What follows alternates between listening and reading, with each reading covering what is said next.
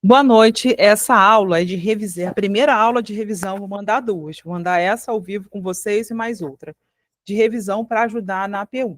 Eu quero que você, eu sou a professora Esther, do suporte na disciplina aí microbiologia não, biologia molecular desde o ano passado. Eu fiz um projeto lá no INCA, onde eu estudei também sobre biologia molecular, e eu quero fazer essa prova com vocês e tirar as principais dúvidas. Conforme eu for explicando, vocês vão me perguntando de onde tirei essas informações, como é que eu chego a esse resultado, para que a gente possa aprender de forma mais efetiva, tá bom? Quem não quiser abrir o áudio, pode colocar no chat, que eu leio o chat e respondo para vocês.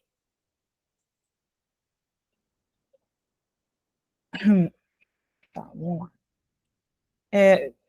Deixa eu abrir aqui.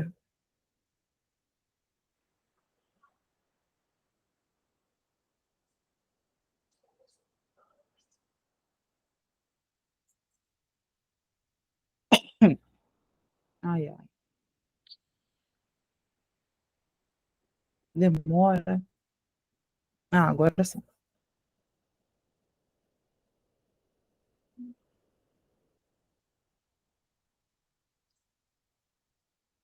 Eu vou ler com vocês aquele último arquivo que eu mandei lá no grupo, 2019. Ah, chegou aqui para mim. Chegou? Uhum. Tô até abrindo ele aqui.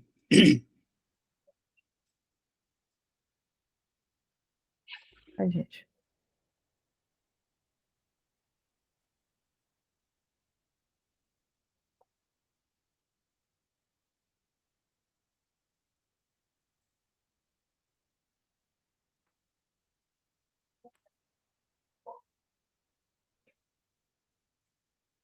Pronto.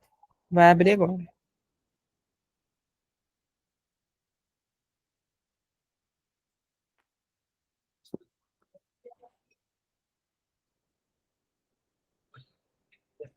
Enquanto ela resolve aparecer aí, eu vou lendo. Uhum. Ih, o que aconteceu aqui? Ih, gente, não é possível compartilhar a tela. Por quê?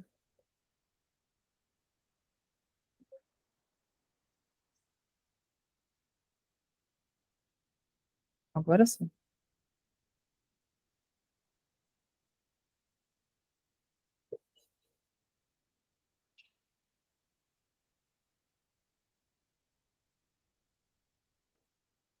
Tá passando alguma coisa? Agora sim, agora vai. Finalmente, glória a Deus, nas alturas. Agora abriu. Abriu, Esther.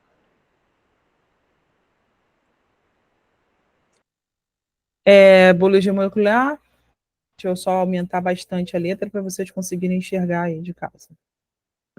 Eita, não entende mais. Pronto. Consegue ler? Consegue ler? Consigo. Tá meio clarinho. Tá. Marque as alternativas corretas. Na reação de PCR, os primes ou iniciadores possuem as seguintes características. Escolha uma. Funcionam como iniciadores porque fornecem em extremidade 3OH livre para enzima polimerase, são fragmentos de RNA de 5 BP, são fragmentos de DNA com aproximadamente 20 BPs. A resposta correta funcionam como iniciadores porque fornecem extremidade 3OH livre para enzima polimerase. PCR é polimerase, não sei o que, não sei o que, não sei o que lá mais. Então, esse P é relacionado à polimerase, que é uma enzima. Olha só, as respostas corretas são fragmento de DNA com aproximadamente 20 ppm, funcionam como indicadores porque fornece extremidade OH livre. Nessa questão aí, teriam duas respostas corretas. A letra A e a letra C. Quando você faz PCR, eles não veem muito bem o RNA, principalmente esse RNA de 5 BP, porque é uma unidade de medida muito pequena.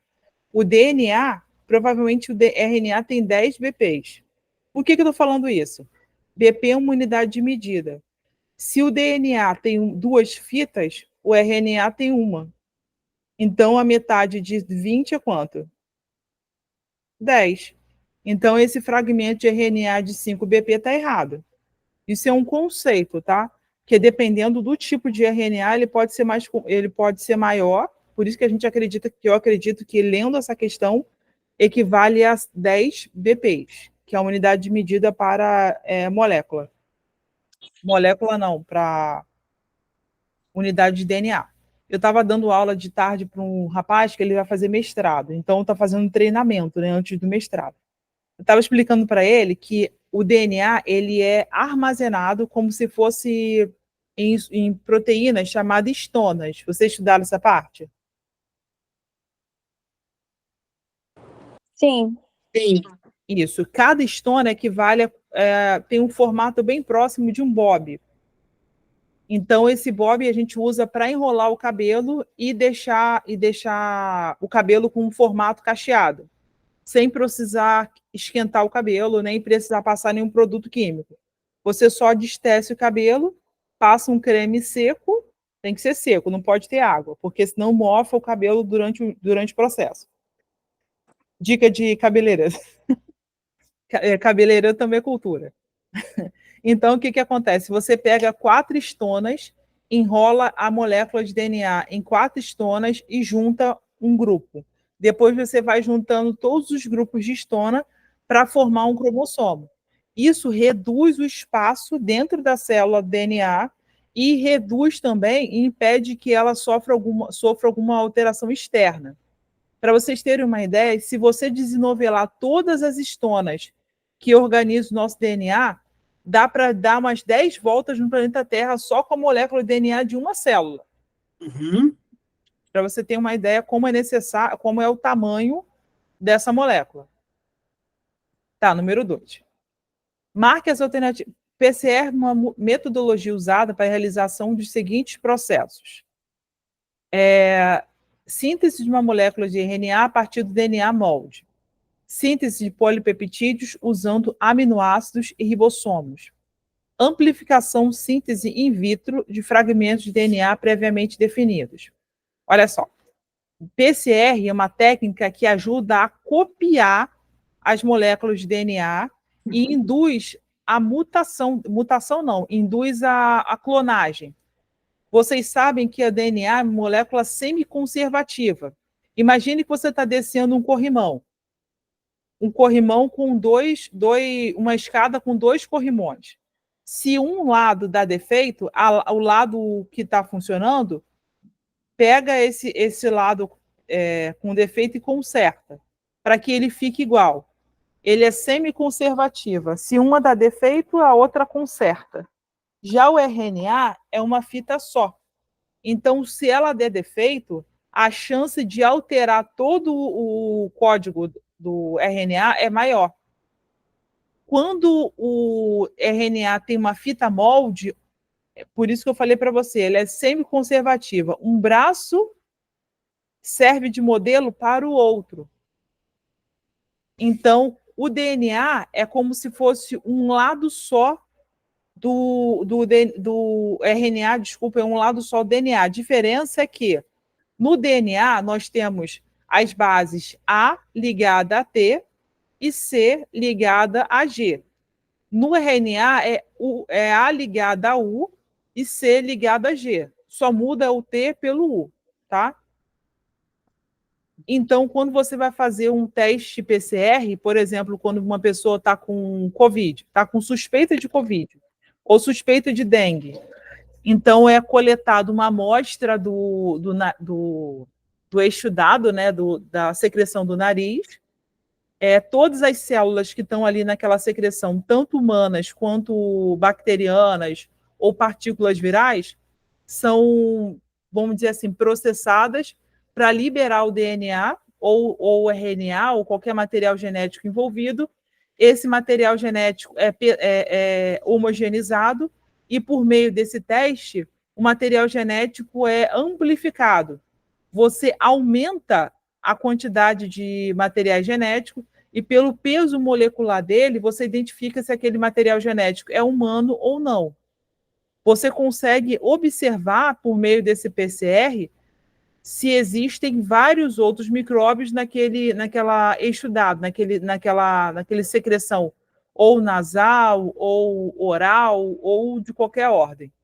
Então, quando você amplifica esse sinal, você é como se você copiasse, promovesse a cópia de várias partículas, principalmente virais, que são partículas menores, e você aumentando a quantidade de partícula viral, você também clona, vamos dizer assim, aquela partícula viral, e isso permite que você identifique se naquela substância ali que você coletou tem algum tipo de vírus. É como se você copiasse o vírus para ele conseguir ser visualizado. Você copia e aumenta. Bota uma lente de aumento e essa lente de aumento faz com que você consiga identificar pelo tipo de DNA qual tipo de vírus é. Tem gente que pode desenvolver ao mesmo tempo Covid e dengue. Aí você vai pensar assim, como que eles identificam a diferença entre um e o outro? Eles coletam o sangue e a amostra do nariz, da secreção do nariz ou da garganta, e fazem o teste PCR. No teste PCR é pesado o peso molecular de cada um e é avaliado a estrutura genética do ser que você foi coletou. E fazendo essa avaliação, você consegue identificar qual é o micróbio que faz parte do corpo humano e qual não é. O DNA é um modelo, né? Você sabe qual o modelo humano. Se aquele DNA que está naquele material não é humano, você sabe que é da contaminação. Aí você consegue, por essa estratégia, identificar o tipo de micróbio que está causando a doença na pessoa. As respostas corretas são: síntese de uma molécula de RNA a partir de DNA molde, síntese de polipeptídeo usando aminoácidos e ribossomos.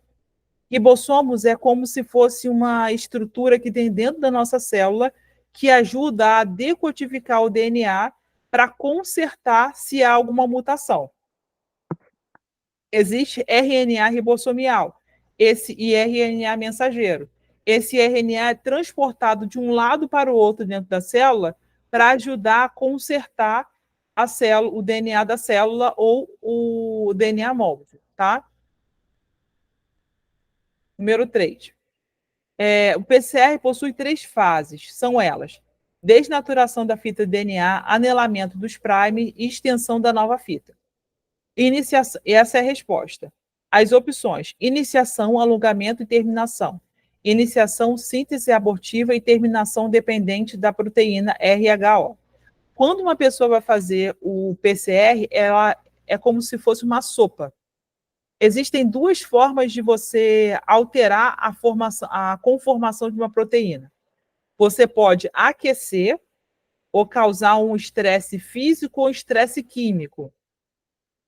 O estresse químico muda a conformação química da substância, então você acaba fazendo ela perder a função e dificulta a descoberta da composição dela.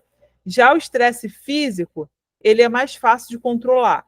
Então, nesse caso, eles aquecem uma substância, essa substância, nessa substância é inserida a fita do DNA, o DNA é partido ao meio, e esse anelamento é a capacidade do DNA... Anelamento. Vocês já viram aquele formato do DNA fazendo hélices e mais hélices? Quando cada curvinha que ela faz, ela se autoconserta. E esses primes, ele conserta o erro que tem nas fitas. É como se fosse um durex, sabe? Cortou, colou, cortou, colou. O prime, ele vai consertando cada parte da fita que foi danificada e ajuda na divisão. Conforme os primes vão consertando a parte dividida, ela vai se multiplicando, multiplicando, multiplicando, multiplicando, multiplicando. Você amplifica o sinal de multiplicação e você consegue identificar qualquer ser vivo que tenha material genético disperso naquela substância que você está analisando. Deu para entender? Deu sim. Olha só, quando vocês não entenderem, vocês me chamem que eu vou explicar de uma outra forma. Se eu explicar 3 vezes e vocês entenderem, eu vou arranjar uma outra forma de explicar. Mas não fiquem com vergonha de perguntar, tá bom? Avalie as afirmativas abaixo de acordo com os conhecimentos adquiridos com a leitura do texto sobre PCR. Provavelmente eles deram um texto antes de fazer essa atividade.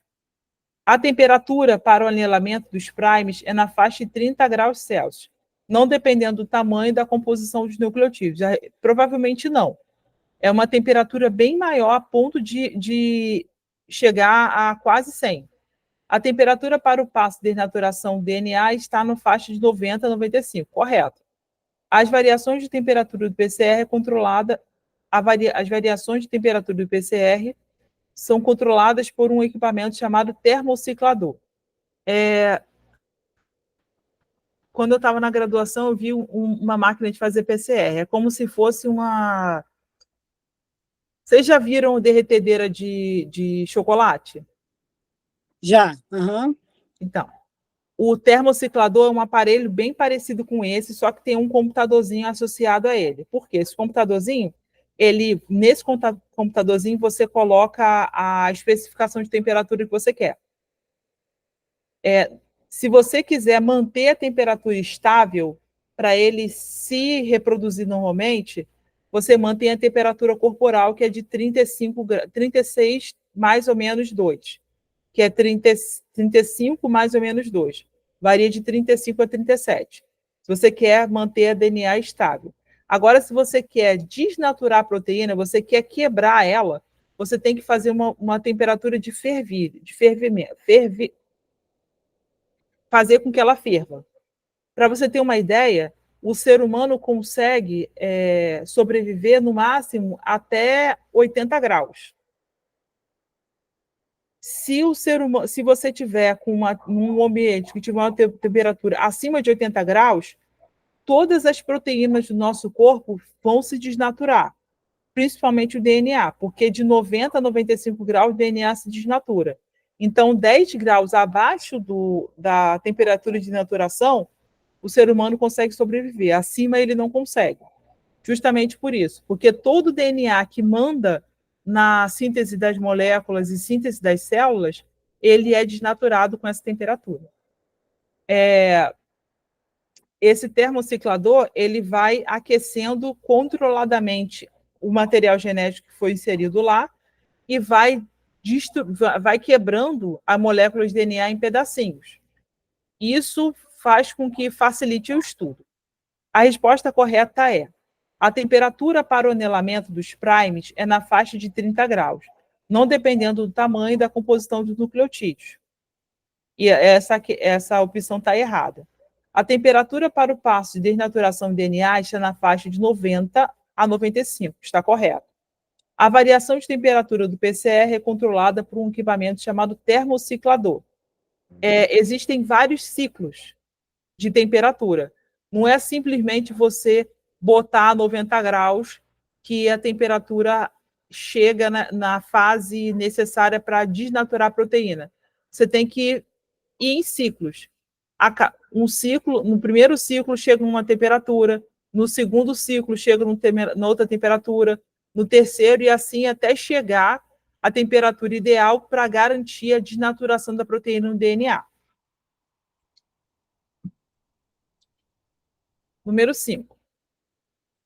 Sabendo que o PCR é um procedimento de amplificação de DNA in vitro, ou seja, em laboratório, isso não acontece de forma natural, para a realização de uma reação de PCR são necessários alguns reagentes ou moléculas essenciais. Marque sim para os reagentes necessários para o PCR e não para aqueles que não são usados no PCR. Aminoácidos livres em solução. Aminoácido não interfere na estabilidade das proteínas do DNA. Nucleotídeo A, T, G e C. Sim, A, T, G e C são moléculas que atuam no DNA. A, U, G e C estão no RNA. Primes, ou iniciadores especificamente desenhados. Sim, são estruturas que alteram a formação, alteram a sequência normal dessas letrinhas. Esses primes consertam a sequência da letrinha e botam elas no lugar para que a síntese de DNA funcione perfeitamente. Molécula de DNA, RNA, não interfere no PCR, tá? Ela pode ser identificada, mas ela não é necessária para amplificar o sinal do DNA. Molécula de DNA molde a ser replicado. Lembra do exemplo que eu dei do corrimão? Sim. O corrimão da esquerda tem que ser igual ao corrimão da direita. Se acontecer algum erro nos degraus da escada, o corrimão da escada esquerda, vamos dizer assim, o corrimão da direita vai lá e conserta. Então, um corrimão é um modelo para o outro, para que, se houver algum erro, ele conserte o outro. Por isso que é semi-conservativa. É muito raro as duas escadas, vamos dizer assim, do DNA acontecerem e sofrerem algum erro ao mesmo tempo. Geralmente acontece em um prime vai lá, conserta e conserva o outro. Enzimas de DNA polimerase, nesse caso, TAC-DNA polimerase. Essa polimerase é um polímero que altera a junção AT-GC. Ao invés de ser AT-GC, é GC-AT. Ou ele, se tiver algum erro, ele vai lá e tenta consertar.